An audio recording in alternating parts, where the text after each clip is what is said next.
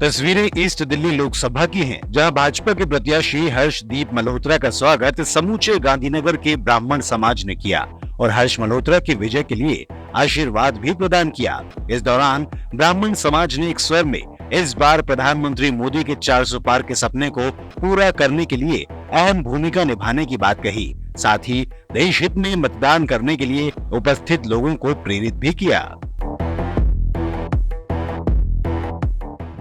जीत तो आपका आशीर्वाद है, पक्की है, लेकिन एक आशीर्वाद और भी दीजिएगा।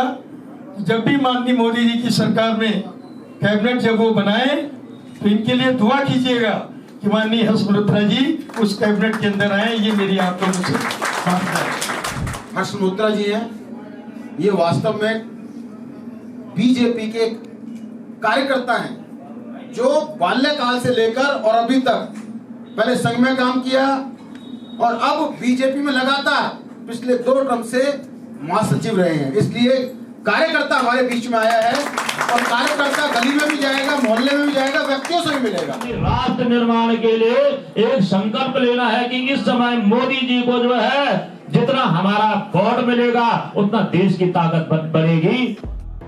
कार्यक्रम में स्थानीय विधायक अनिल वाजपेयी सहित तमाम गणमान्य लोगों ने उपस्थिति दर्ज करवाई और प्रांगण में मौजूद ब्राह्मण समाज का हर अंश ईस्ट दिल्ली लोकसभा से प्रत्याशी हर्ष मल्होत्रा के लिए एकजुट दिखा।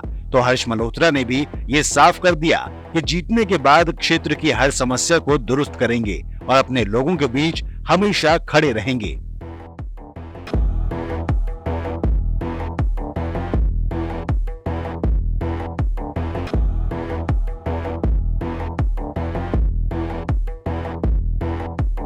नमस्कार, आप देख रहे हैं क्विक न्यूज और मैं हूं आपके साथ डिंपल भारद्वाज। इस समय हम मौजूद है गांधी इलाके में और यहां पर गांधीनगर के ब्राह्मण समाज ने एक बड़ा कार्यक्रम आयोजित किया जहां पर ईस्ट दिल्ली के प्रत्याशी भाजपा के प्रत्याशी हर्षदीप मल्होत्रा यहां पर मौजूद है। बात करते हैं हर्ष जी, आपके लिए ब्राह्मणों ने आपको आशीर्वाद भी दिया है, साथ ही आपकी जीत की पूरी घोषणा भी कर दी है। यहाँ से क्या कहेंगे इस चीज के ऊपर? मैं पूर्वी दिल्ली के ब्राह्मण समाज का बहुत बहुत आभारी हूं कि उन्होंने नरेंद्र मोदी जी के लिए आशीर्वाद दिया है, जिन्होंने पूरे देश में सनातन के परचम को लहराया है। बाबा काशी विश्वनाथ का कॉरिडोर, महाकाल का कॉरिडोर, भगवान श्री राम का मंदिर, बाबा केदारनाथ के कॉरिडोर का जीर्णोद्धार, ये सब भगवान राम और सनातन को आगे बढ़ाने का काम आदरणीय नरेंद्र मोदी जी ने किया है। इसी कारण से आज हिंदू समाज, ब्राह्मण समाज बहुत प्रसन्न है और कोटि कोटि आशीर्वाद आदरणीय नरेंद्र मोदी जी को दे रहा है।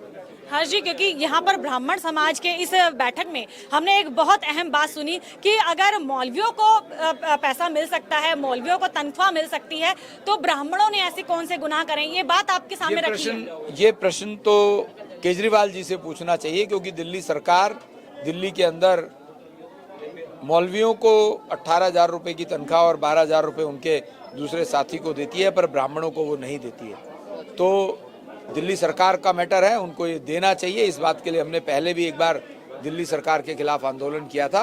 दिल्ली में अगर भारतीय जनता पार्टी की सरकार आएगी तो हम ये काम ब्राह्मणों, मंदिर के पुजारियों के लिए भी कराएंगे। ब्राह्मण समाज को आप क्या संदेश देकर ना जाएंगे? मैं उनको संदेश देने वाला नहीं होता हूँ, वही उनका आशीर्वाद हमारे पर है, भारतीय जनता पार्टी पे है, इसलिए एनडीए 400 पार और दिल्ली में 7 सांसद भारतीय जनता पार्टी के होंगे। हमारे साथ हर्षदीप मल्होत्रा, जिन्होंने इस बात का पूरा दमखम भर दिया है कि दिल्ली में इस बार 7 सीटें जो हैं वो भाजपा के पाले में जाने वाली है, भाजपा के पलड़े में जाने वाली है। कुछ ब्राह्मण समाज के लोग यहाँ पर मौजूद है, बात करते हैं। क्या कहेंगे? हर्षदीप मल्होत्रा यहाँ पर दावा कर रहे हैं कि 7 सीटों पर जो जीत होगी वो भाजपा की होगी। हाँ, जरूर होगी। क्या लगता है हर्ष मल्होत्रा के लिए क्या कहेंगे? हाँ, जरूर होगी जीत। हर्ष मल्होत्रा के लिए क्या कहना चाहेंगे? यही कहेंगे, ये विकास की जीत है। सर्वम सर्वाय सर्वस्य सर्वे शांतु, ये सभी के लिए, सभी के द्वारा, और मोदी जी सभी के लिए कर रहे हैं, ना कि किसी प्रकार का जातिकरण, ना किसी का राजनीतिकरण, सभी के लिए यहाँ काम होगा। और मोदी है तो मुमकिन है सब काम अच्छा होगा। इस दिल्ली के जो चेहरा उतारा गया है हर्ष मल्होत्रा, ये कैसा चेहरा है? बहुत सुंदर चेहरा है। दिल्ली में मैं मानता हूँ कि ये सबसे अच्छा चेहरा है, जिन्होंने जमीन पर जो है काम किया है, आरएसएस में रहे हैं और पार्टी के ग्राउंड लेवल से काम किया है। और मैं यही ब्राह्मण समाज से ही उम्मीद करता हूँ कि पूर्ण समर्थन हमारे ब्राह्मण समाज की का जो है हर्ष मल्होत्रा जी के साथ है। क्या कहेंगे, जो पूर्ण समर्थन की बात ये कर रहे हैं, ब्राह्मण समाज पूरा समर्थन देगा हर्ष मल्होत्रा को? पूरा समर्थन देगा और यहाँ तक की वादे से पब्लिक को इकट्ठा करेगा, क्योंकि भागवत कथा जो ब्राह्मण सुनाते हैं वही पब्लिक को इकट्ठा कर सकते हैं।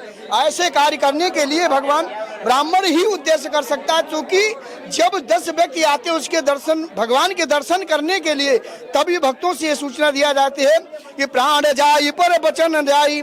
यदि हम ये रीति रिवाज करते हैं तो भक्त क्या, सब लोग ही खिल उठते हैं। गुलाब जैसे खुलता है कीचड़ में, वैसे हर्षवर्धन भी गुलाब की तरह खिलेगा और उसकी भी विजेता होगी। बिल्कुल। और भी कुछ लोग हैं। सर क्या कहेंगे, हर्ष मल्होत्रा इस दिल्ली के लिए कैसा नाम है? Harsh Malhotra one of the best और विजयी होंगे, विजयी तो होंगे ही होंगे और एक अधिक मतों से उनका जो है विजयी होगा।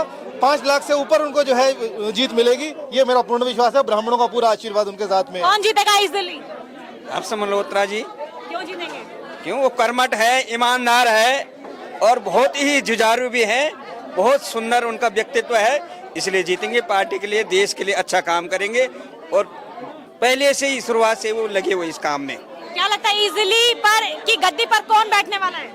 मैं ईस्ट दिल्ली नहीं, मैं पूरे भारत की गद्दी पे बता रहा हूँ कि इस बार फिर से मोदी जी आ रहे हैं और 400 पार कर रहे हैं, क्योंकि इस बार मोदी जी ने जो कैंडिडेट चुने हैं वो हर बार की तरह ही एक से एक नगीने चुनकर लाए हैं। वो जमीनी कार्यकर्ता को, जो जमीन से जुड़े हुए हैं, जो जमीन के लिए कार्य करते हैं, लोगों के बीच में रहते हैं, इस तरह से कार्यकर्ताओं को लेकर आते हैं और आगे बढ़ाते हैं। हर्ष मल्होत्रा जी है जो हर बार की तरह आ रहे हैं। पहले बीजेपी हर बार कोई ना कोई नया प्रयोग करती है, तो इस बार उन्होंने जमीनी कार्यकर्ता को फिर से लेकर आए हैं। जमीनी कार्यकर्ता जब आएगा तो जमीन के लोगों की बातें सुनेगा, लेकिन दिल्ली की गद्दी पर जो तानाशाह बैठा है, इस तरह से लोग फिर से नहीं आएंगे। जो कांग्रेस जैसी सरकार है, जो हिंदुओं के विरोधी थी, उस सरकार को धक्का देने के लिए मोदी जी फिर से 400 पार लेकर आ रहे हैं और हम सभी लोग मोदी जी के साथ हैं। इसके लिए हम लोगों ने मिलकर आह्वान कर रहे हैं, घर घर जाकर घर घर मोदी, हर हर मोदी का नारा फिर से लगा रहे हैं और 400 पार करके मोदी जी को इस बार फिर से इस देश की गद्दी पर फिर से बिठा रहे हैं, क्योंकि वो हमारे देश और हमारे राज्य और हमारे स्टेट हर जगह का डंका हर जगह बजा रहे हैं। तो मैं चाहता हूं कि हर बार की तरह इस बार हर हर मोदी, घर घर मोदी और 400 पार। हम बात करते हैं योगेंद्र शर्मा जी से, जिन्होंने इस पूरी जो बैठक है उसको आयोजित किया था, उनसे भी बात करते हैं। योगेंद्र जी क्या कहेंगे, आज अपने पूरी बैठक जो थी ब्राह्मण समाज की वो यहाँ पर आयोजित की थी, क्या कहना चाहेंगे, कैसी रही, सफल रही या नहीं रही? ब्राह्मण समाज की आप जो ये बैठक देख रहे हैं, आपको दिखाई दे रहा होगा कि सफल है या असफल, इसके बारे में तो आप ही निर्णय करेंगे। और दूसरी बात ये है कि एक ब्राह्मण शक्ति दिखाने का मेरा एक था कि हम संगठित ब्राह्मण हो गए हैं, तो हमारी भी बात सुनी जाए। इस मन से ये कहा गया है कि सरकार भी ब्राह्मणों को देखो, क्योंकि आज ब्राह्मण हाशिए पे आ गया है। आप देखो कि ब्राह्मण की इतनी स्थिति खराब है कि ब्राह्मण जो है अपने, ना तो उनको हमको आरक्षण है, ना नौकरी है, ना कुछ है, कुछ किसी भी कुछ नहीं। और आज तक ब्राह्मणों ने कभी इस देश से कुछ नहीं मांगा, हमेशा दिया ही है। कभी आज तक हमने अब देश के लिए सबसे ज़्यादा क्रांतिकारी जो है 90% क्रांतिकारी सारे ब्राह्मण हैं, जितने भी जिन्होंने देश को आज़ादी दिलाई। लेकिन कभी हमने गुणगान नहीं करा, कभी उनका डाटा शेयर नहीं करा, हमने उनकी तस्वीरें नहीं लगाई, उनकी फ़ोटो नहीं लगाई हर जगह, उनकी मूर्तियाँ नहीं बनवाई।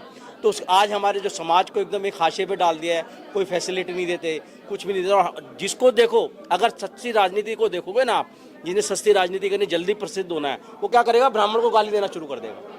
ब्राह्मणों को गाली देता है वो, तो वो प्रसिद्ध हो जाता है और नेता बन जाता है। मतलब आज ये समाज में चल गया है कि आप ब्राह्मणों को जितना गाली दोगे उतना तुम प्रसिद्ध होगे और उतना राजनीति की सीढ़ी चढ़ोगे। गांधी नगर इलाके में ये जो कार्यक्रम था आयोजित हुआ था, और ये कार्यक्रम काफी सफल रहा, क्योंकि यहाँ के जितने ब्राह्मण समाज के लोग यहाँ पर उपस्थित है, सभी ने एक स्वर में हर्ष मल्होत्रा की जीत के लिए उन्हें आशीर्वाद दिया है और ये माना है कि आने वाले 25 मई को जो जीत होगी वो हर्ष मल्होत्रा की होगी।